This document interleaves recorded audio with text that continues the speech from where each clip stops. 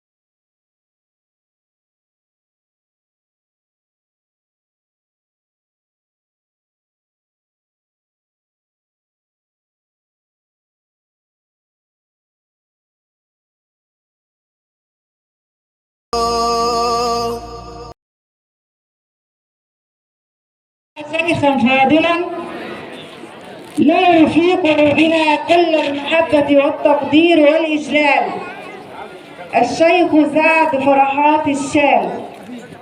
ولد في 22/12/1962 وكان متفوقا في دراسته منذ الصغر، وحصل على دبلوم المعلمين عام 1983، وكان ترتيبه الثاني على مستوى الجمهورية، وتم تكريمه من شيخ الأزهر جاد الحق علي جاد الحق. بداية تعيينه كانت في محافظة دمياط، ثم انتقل إلى منطقة كفر الشيخ الأزهرية، وتم توزيعه إلى معهد شباب الشهداء حتى 3/12/1986،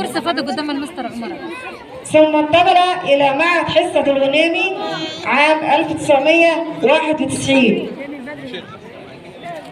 وانتقل بعد ذلك إلى معهد التقوى الديني عام 1994، وترقى إلى شيخ معهد لو انت اللي مشيته كنت في عام 1994.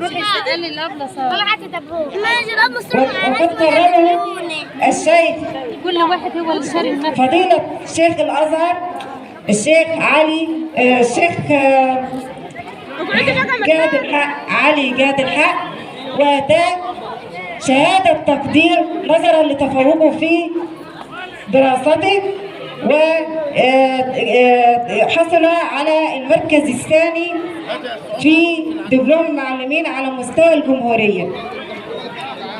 ونحن الآن نكرم الشيخ سعد فرحات الشال بمناسبة سن المعاش، ونحمل له كل الاحترام والتقدير، ونريد أن نلقي على حضراتكم نبذة مختصرة عن تاريخ ومجهوداته في إعلاء شأن الأزهر الشريف، وخاصة أنه بدأ في ذلك بمعهد التقوى، وحمل على عاتقه بناء هذا المعهد في البداية، وتحمل جميع المسؤوليات تجاهه.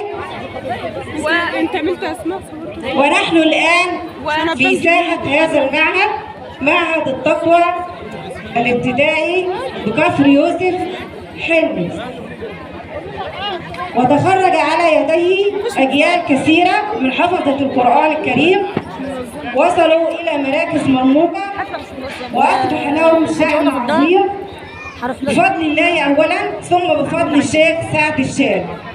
بارك الله في عمرك ومتعك بالصحة والعافية على الدوام، وأسعد الله أيامك في حياتك القادمة، سائلين المولى عز وجل أن يجعل مجهوداتك وإنجازاتك في ميزان حسناتك، فأنت قدوة للجميع ومثل يحتذى به في الالتزام والانضباط في العمل وحفظ القرآن الكريم وتحفيظه لأجيال كثيرة.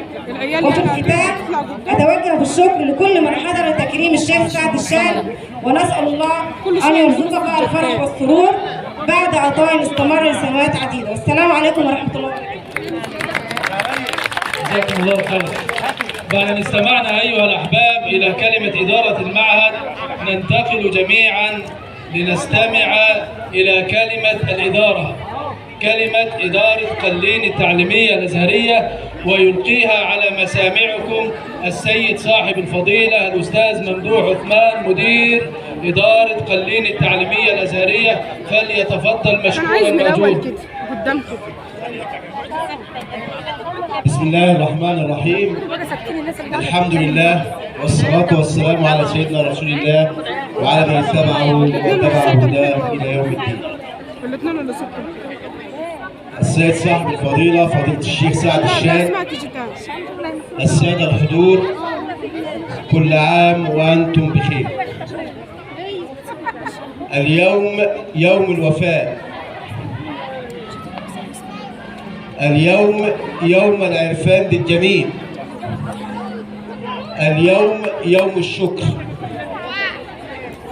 يوم الوفاء والعرفان بالجميل والشكر لفضيلة الشيخ سعد الشال من أبنائه التلاميذ وزملائه أعضاء هيئة التدريس وزملائه الحضور من شيوخ معاهد وموجهين ومعلمين. لا يفوتني أن أرحب بالأستاذ رمضان ناصف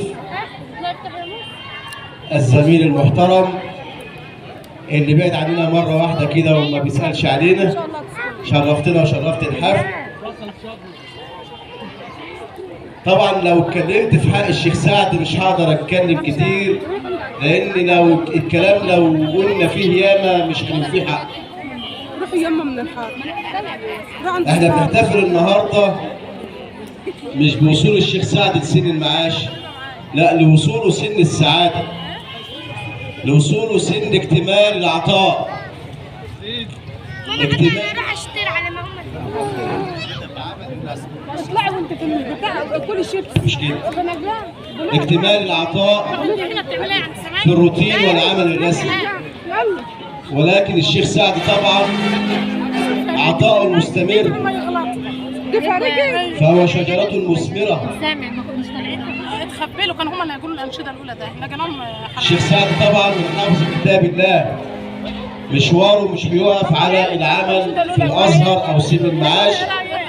ربنا يبارك له ويطول في عمره ويخرج اجيال. مش عارف الشيخ ياسر مشعل ماله ومالك يا شيخ سعد النهارده، واخد بالك؟ يعني انا دلوقتي مش عارف اتكلم يا شيخ سعد، المشايخ كلها على حسك النهارده هنا وافلام المعاهد. ماشي، يوم في حب سعد الشال زي ما عملنا يوم في حب احمد كروان. ده شرف لنا يا شيخ.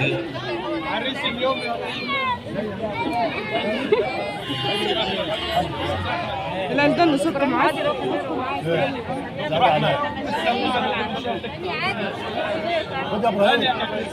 صوري حلو النبي يا اخي عشان انا هنجم منك كل ده.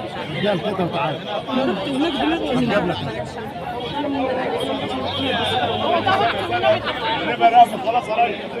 عشان بنتي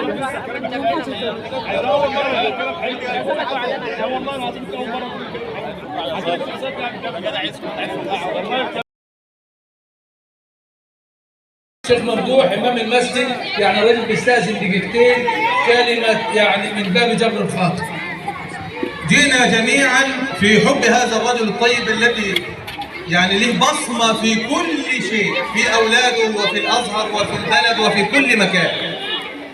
ونقول في حق سيدنا رسول الله صلى الله عليه وسلم: صلى الاله على النبي محمد خير الانام وجاءه التنزيل، وبفضله نطق الكتاب وبينت بصفاته التوراة والإنجيل.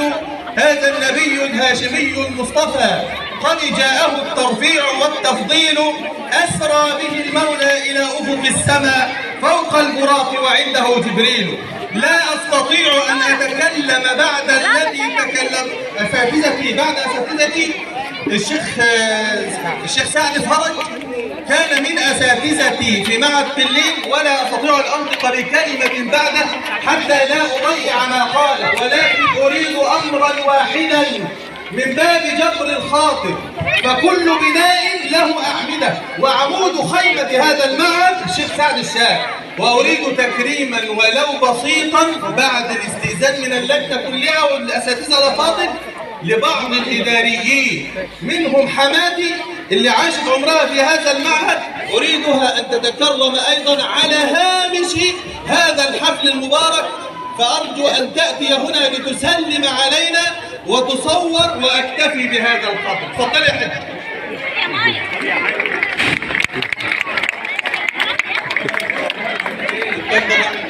مبروك على راسي، شرفنا يا سيدي.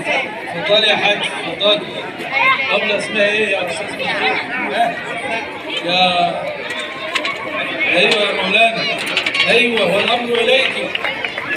حاج مساعد اتفضلي. اتفضلي يا ست الكل، اتفضلي يا ست الكل يا حبيبي. يلا يا عم مسعود. نعم انا بقول الاستاذه يعني الاستاذه الشيخ سعد بيدعو الاستاذه فاطمه. لا فانت تفضل مشكور. حاج مساعد يعني نسال الله تبارك وتعالى ان يبارك في عمرها. وبعدين الشيخ ممدوح جزاه الله، الشيخ ممدوح جزاه الله خير، ممدوح الخطيب المتكلم المتحدث الان يتمثل قول الله عز وجل: والامر اليك فانظري ماذا تامرين. حبيبي يا شيخ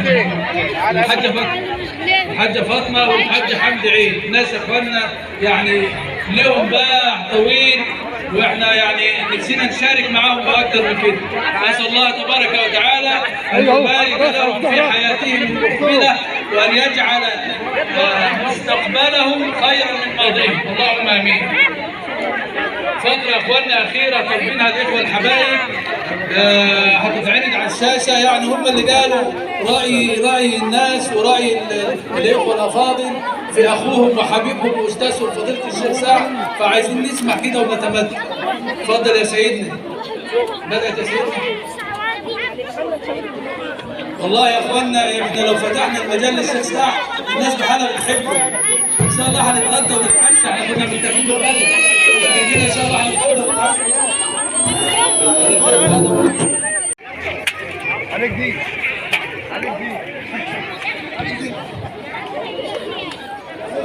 الحمد لله رب العالمين. رجع يا عم العيال فيا خير من يمن العافية سعيا وفوق نكون الأينك الرسل، وهو الآية الكبرى لمعتبر، ومن هو النعمة العظمى لمغتنم. سريت من حرم ليلا إلى حرم، كما سرى البدر في داج من الظلم، وبت ترقى إلى أن نلت منزلة من قاب قوسين لم تدرك ولم ترم، وقدمتك جميع الأنبياء بها، والرسل تقديم مخدوم على خدم، وأنت تخترق السبع الطباق بهم في موكب كنت فيه صاحب العلم، حتى بلغت سماء لا يطار لها على جناح ولا يسعى لها على قدم، وعند ذاك ناداك ربك مرحبا، فخفضت دين الشرك يا علم الهدى، ورفعت دينك فاستقام هناك. ماذا يقول المادحون وما عسى أن تجمع الكتاب في مغناك. السلام عليكم ورحمة الله وبركاته. أيها الأحبة الكرام، والله ما اجتمعنا إلا حبا في الله وفي رسول الله وفي أخانا الشيخ الجليل. ما جمعنا هذا في هذا المكان إلا أننا آمنا بربنا وصدقنا بنبينا فأردنا أن نحقق قول نبينا فيما نحبه فأتيناه. إنني أعتذر لهذا الجمع الذي هو يقف في شدة الحرارة، ولكن المحب لمن يحب مطيع. المحب لمن يحب مطيع. فهذا الرجل لا أزكيه على الله، غير أني أبشره بقول نبينا صلى الله عليه وآله: العلماء ورثة الأنبياء، والأنبياء لم يورثوا دينارا ولا درهما، وإنما ورثوا العلم. وهذا الرجل له بصمة ليست على أهل هذه القرية فحسب، بل إن له بصمات على القرى المجاورة، كيف أنه حفظ أبناءهم كتاب الله، وكيف أنه احتضنهم فساروا يوم القيامة في ميزان حسناته، لأن نبينا صلى الله عليه وآله وصحبه يقول: خيركم من تعلم القرآن وعلمه. وقد تحدث أحبابي وأبنائي وأساتذتي عن رسولنا صلى الله عليه وسلم، فإنني أطوف بحضراتكم في لقاء جمع بين النبي وبين أصحابه لأختم به حديثي.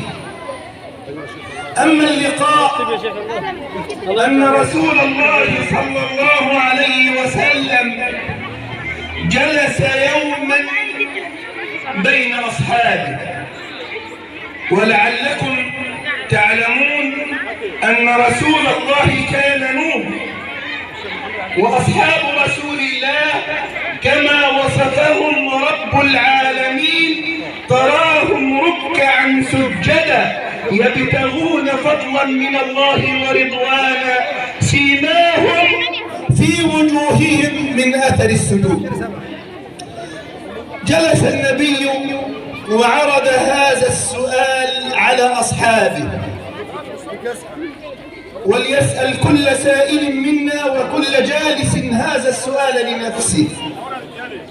قال لهم النبي: البخيل من ذكرت عنده ولم يصلي علي، ليخبرني كل واحد منكم ماذا يحب من الدنيا. كل واحد يخبرني ويحدثني عما يحب من الدنيا. فقام الصديق وقال: يا رسول الله، أحب من الدنيا لأجلك ثلاث: نظري إليك، وجلوسي بين يديك، وإنفاق مالي عليك. النظر إلى وجه رسول الله عبادة، نظري إليك وجلوسي بين يديك وإنفاق مالي عليك. ثم ينظر النبي إلى عمر ويقول: ماذا تحب يا عمر؟ فيقول: يا رسول الله، أحب لأجلك ثلاث: أمر بمعروف ولو كان سرا، ونهي عن منكر ولو كان جهرا، وأن أقول الحق وإن كان الحق مرا. ثم ينظر النبي إلى عثمان ويقول: ماذا تحب يا عثمان؟ فيقول: يا رسول الله، أحب لأجلك ثلاث: إفشاء السلام، وإطعام الطعام، وركعات بالليل والناس نيام. ثم يقول النبي لعلي: وماذا تحب يا علي؟ قال: أحب من الدنيا لأجلك ثلاث: أحب إكرام الضيف، والصيام في الصيف، وضرب أعناق المشركين بالسيف. ثم قال النبي لهم: وأنا أحب من الدنيا لأجلكم ثلاث: الطيب، لأن رسول الله صلى الله عليه وسلم كان عرقه أطيب الطين. ينام النبي عند أم سلمة فيتصبب جبين النبي صلى الله عليه وسلم عرقا، فتسلت أم سلمة العرق من جبين رسول الله وتضعه في قارورة. فاستيقظ النبي وقال: ما تصنعين يا أم سلمة؟ قالت: طيب أطيب به بيتنا وأنفسنا يا رسول الله. أحب الطيب والنساء وجعلت قرة عيني في الصلاة. إن المقام لا يسعني إلا أن أتقدم بخالص الشكر لهذا الإمام العلم. أنا ما عرفته إلا على قرب، غير أني سمعت عنه فعرفته قبل أن أراه، فلما رأيته ازداد حبي وشوقي إليه. إنه رجل ذو خلق عظيم، متواضعا، محببا لكل الناس، وهذا دليل على حب الله له، لأن الله إذا أحب عبدا وضع له القبول في الأرض. أدعو الله أن يجعل له القبول في الدنيا والقبول في الآخرة، وأن يوسع له في رزقه، وأن يبارك في عمله، وأن يبارك في ولده، إنه على ما يشاء قدير. أقول قولي هذا وأستغفر الله العظيم لي ولكم، والسلام عليكم ورحمة الله وبركاته. جزاكم الله خيرا يا سيدنا. نسأل الله تبارك وتعالى أن يبارك في علمه وأن يجعله في موازين حسناته. يعني كما قال شيخنا فضيلة الشيخ سعد إن الشيخ سعد الشاذلي كلنا والله يعني من قبل أن نراه أحببناه، ونتمثل فيه قول القائل: من قبل رؤيتكم نلنا محبتكم والأذن تعشق قبل العين أحيانا. فأسأل الله تبارك وتعالى أن يبارك في كلمة أيها الأحباب يلقيها على مسامعنا أخ فاضل أستاذ محمد صالح مدير مدرسة حنس الإعدادية، يعني كلمة يقدمها لأخيه فضيلة الشيخ سعد، فليتفضل مشكورا مأجورا.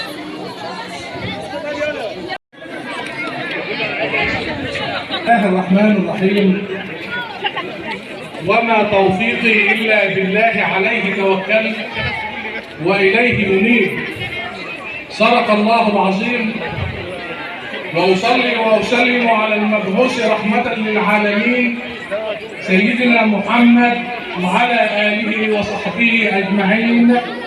الحفل الكريم، السادة الحضور، الأساتذة الأجلاء، وافى الهناء وحلت الأنوار بقدومكم يا أيها الأخيار، والروض أقسم أن يميل لأجلكم طربا وتضحك هذه الأزهار. أهلا بكم يا قادمين ومرحبا بالنابهين، فأنتم الأقمار ولأنتم الأجيال طلاب العلا والمصلحون وأنتم الأبرار. فالله يحفظكم منارا عاليا فيه لمصر وللبلاد فخار. الحفل الكريم، عندما تمت دعوتي من قبل السيد صاحب الفضيلة فضيلة الشيخ سعد الشال لحضور حفل تكريم سيادته بمناسبة بلوغه سن المعاش، احتار الفكر والعقل ماذا أقول لسيادته، ومهما قلت فهل سأوفيه حقه؟ فأمرت القلم أن يكتب، فرفض القلم الكتابة، فلجأت إلى الله سبحانه وتعالى بالدعاء أن يهدي القلم لي، فكتب القلم. رب العباد مقتدر عالم بكل إنسان. سعد مناسب في وضعه، بيخدم في كل مكان، عمره في يوم ما ظلم ولا جار على إنسان، ولا عمره يوم اتكبر ولا قال أنا ابن فلان. بسيط في كل طباعه، هادي في كل أوان، وإن مرة صار وانفعل بيهدى في لحظة جواب. بيخدم أهله دايما بصدق وبإخلاص، وفاتح بابه دايما للأهل والأصحاب. وإن حتى في يوم زعلته وبعدت عنه وخصمته وقلت في حقه كلام يفتح معاه جرحه ويأذي كل مشاعره، تمر بيه الليالي وتمر بيه الشهور، وينسى جرحك ليه ويكلمك على طول، وترجع تاني ليه تندم على اللي كان، ويقابلك بابتسامة وياخدك بالأحضان. ما أصله أصيل وطيب وقلوب الناس عشقاه، ومهما تقولوا وتعيدوا عقول الناس هوياه. يغضب ويشور ساعات وينفعل في لحظات، وفي ثانية واحدة يروق وكأنه كان ومكان. عهده قريب وطيب والكل بيعرفه، والكل بيخضع ليه لحظة ما بيعرفه. ساعات يقف ويقول ممنوع طلوع وخروج، والكل بيصبر ليه ما الكل بيعرفه. أصله أصيل وطيب والكل بيعشقه، ربى أجيال كتير عالصدق وعالضمير، والكل ليه بيشهد جيل من بعد جيل. يجي قبل الطابور يشرف على النظام، وايه اللي تم وكان وايه اللي حصل، يطمن على الولاد باسلوب حكيم جذاب، ويخلص في العمل. صاحب واجب طول عمره زي ما قالوا عليه الناس، كل مناسبة يكون فيه واجب بيأدي بإخلاص، دايما يجي وبيشارك أهله وأصحابه وحبايبه، وعمره مرة ما يتأخر ويراعي كل الناس. دايما يجري عشان غيره، لو حتى نكروا في يوم عمل، لو حتى قالوا عليه كلام، انت يا شيخنا من طبعك تجري عشان غيرك يرتاح. وبرضه يا شيخنا بتشارك في كل مكان بتروح ويانا، تدي البهجة عليه والمعنى. ما انت كلامك في ودني ليه يا شيخنا كذا معنى، يحمل معنى الخير والحب، يحمل معنى العشرة بجد، يحمل معنى الأصل الطيب. ما انت بتدي الخير للكل، صاحب واجب طول عمره زي ما قالوا عليك الناس. المريض تجري تزوره، واللي عنده ظروف بتشيله. ما انت صاحب قلب كبير دايما ناعي هم الكل. نور القرآن طاغ عليك، وباين على وشك وعينيك، علمت اولادنا على النشر، وانا اعطيناك الكوثر. ربيت ولادنا على الاخلاص وصلاه الفجر مع القران، ظهر وعصر ومغرب وعشاء، الكل بيجري على المسجد والكل يرتل في القران. النبت الاخضر ماشي وراه بيسمع سوره في القران، وسمحت قلوب لاخلاقك والحب اللي يجمع بينا. ما يموت من بعد فراق هنعيش السنين ذاكرينا، ومهما تغيب فاكرينا في قلوبنا يا حبيب شايلينا، ودموعنا ما تجف عشانك. الخير اللي كان في وجودك والحب اللي كان في قدومك والعزوه اللي كانت في حضورك ما تروحش من بعد فراقك. الشجره رويتها من حبك، غذيتها بخوفك من ربك، بالتقوى بت في روحه، والاصل طبيعي كان اصلك. الحج رويته من شرعك، ووصايا كتير كده من عدلك. من كتر خوفك من ربك علمت ولادنا عدلنا، وغرست فيهم اخلاصك. الصلوات الخمس تأديه في ميعادها ما تتأخر بيه، ودموعك تنزل في خشوعها ورب العرش بيحميه. الضيف كرامه عليك واجب، وكرام الضيف شبه من طبعك. ما انت كريم وده متأصلك. طلاب العلم اكيد فاكرينك، واجيال العلم مش ناسيينك، وقلوب دايما تدعي لك من كتر جمايلك على راسهم. صاحب العلم دايما تراعيه، من عطف حنانك كده تديه ويطبطب دايما على كتفه وتدعي له ربنا يرعيه. بقى هي النهايه، هي النهايه. اشكركم على حسن الاستماع والسلام عليكم ورحمه الله. جزاكم الله خيرا يا سيدنا. العاملين على هذا الاعداد الطيب، نسال الله ان يجعل ذلك في موازين حسناتهم. والان ايها الاحباب نستمع الى كلمه لشيخنا واستاذنا فضيله الشيخ سيد يونس وكيل اداره قلين التعليميه الازهريه، فليتفضل مشكورا ماجورا. السلام عليكم ورحمه الله وبركاته.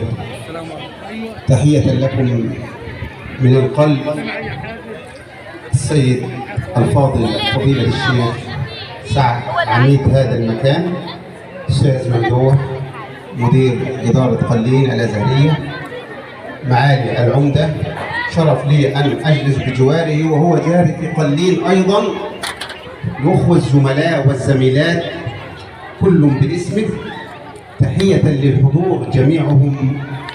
ما سمعته الآن أنا شخصيا من إدارة المعهد والبحث الذي سمعته جميل جدا جدا، ولكن ينقصه أن الكل يسمع، فالكل يتكلم عن رسول الله في حياته، وابننا الذي بارك الله ويبارك الله فيه يتحدث عن وفاته. كلنا سمعنا وبكى الطفل وأبكى من حوله إن لم يتباكى بعينه فإنه قد تباكى بقلبه. ولكن ماذا أعددنا جميعنا لرسول الله صلى الله عليه وسلم؟ رزا ولا أنسى فضيلة الإمام الذي يجلس بجوار الشيخ إمام الأوقاف، أوقاف في بيوتنا وفي مساجدنا ونشرف به في معاهدنا اليوم، فإنه ابن الأصغر. تحية لك يا فضيلة الشيخ. وما سمعناه من أبنائنا اليوم في حب رسول الله، أسأل نفسي وإياكم ماذا أعددنا نحن في حبنا لرسول الله؟ إن كان الأطفال يقرؤون ويقولون يجب علينا أن نستمع بقلوبنا وعقولنا وأن نطبق ما نسمعه في حب رسول الله. الله سبحانه وتعالى إن تقولت وقلت أنا محب لرسول الله فإن الله في أول المحشر يوم القيامة ينادي ويقول أين المتحابون فيه أو بجلاله.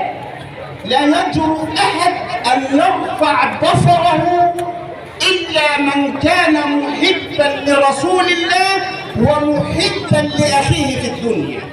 هذا أول لقاء لنا بالله في أرض المحشر. أين المتحبون؟ الحب هو أساس كل شيء.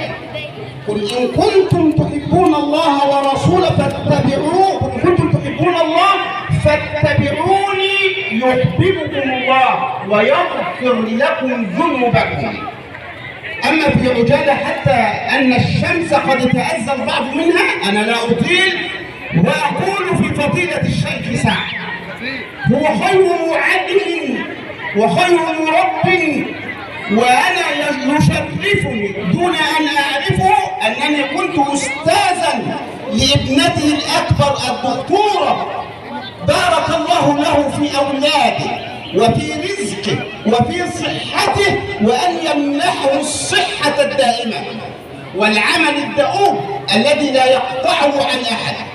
فهو من أفضل خير خلق الله. لم أتقول أنا من لساني ولكن أقول ما قاله رسول الله: خيركم من يا رسول الله؟ قال: خيركم من تعلم القرآن وعلمه.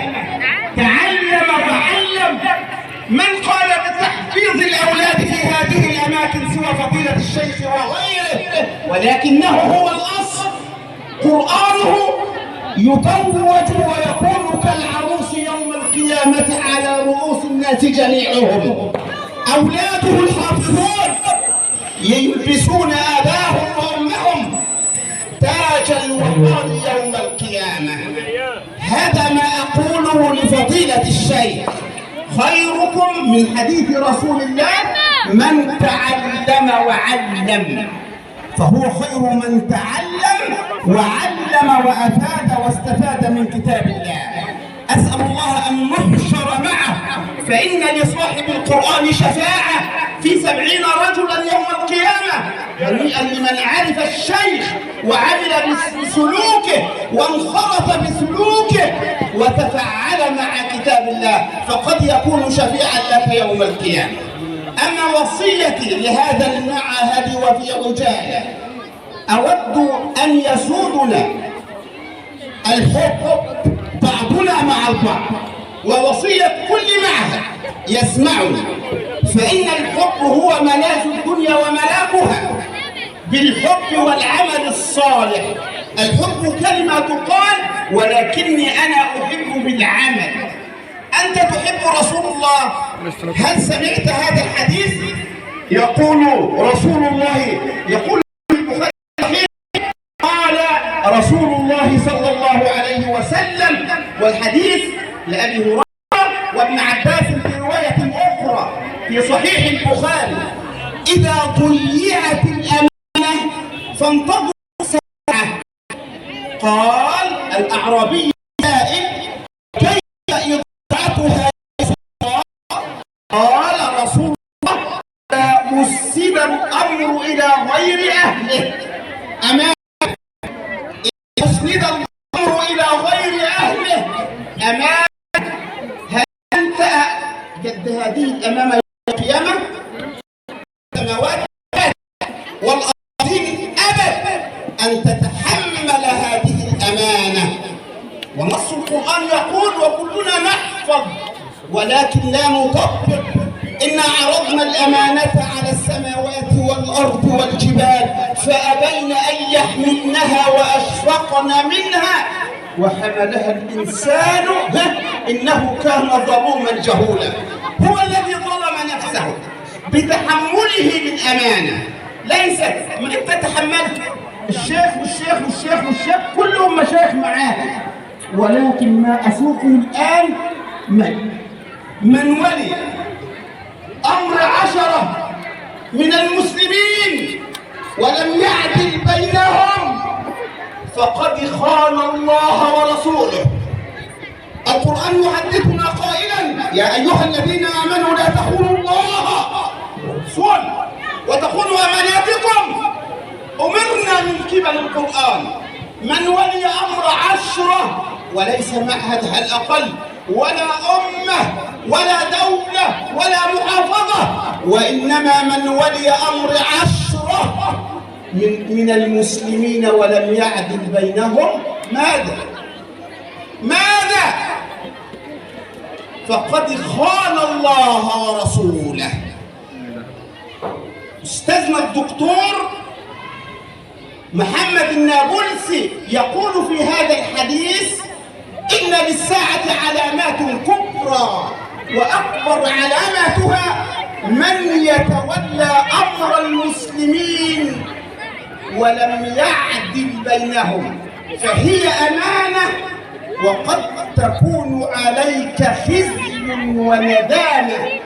هي أمانة إذا لم تكن جد هذه الأمانة أو مثل هذه الأمانة فسلم الأمر لله تنقلب عليك وتكون خزي وندامة يوم القيامة. حافظوا على معاهدكم، بثوا الحب في قلوبكم بعضكم لبعض في كل مكان، في بيوتكم وفي مساجدكم وفي معاهدكم. هذا ما أقصد أن أقوله، وقد تركت ما أعددته، ولكن ما أعجبني فقرات الطلاب. شكرا للجميع الذي استمعوا إلي. أسأل الله أن يكون الاستماع بالقلب وليس بشيء غيره، وأن نطبق ما سمعناه. أقول قولي هذا وأستغفر الله لي ولكم، والسلام عليكم ورحمة الله وبركاته.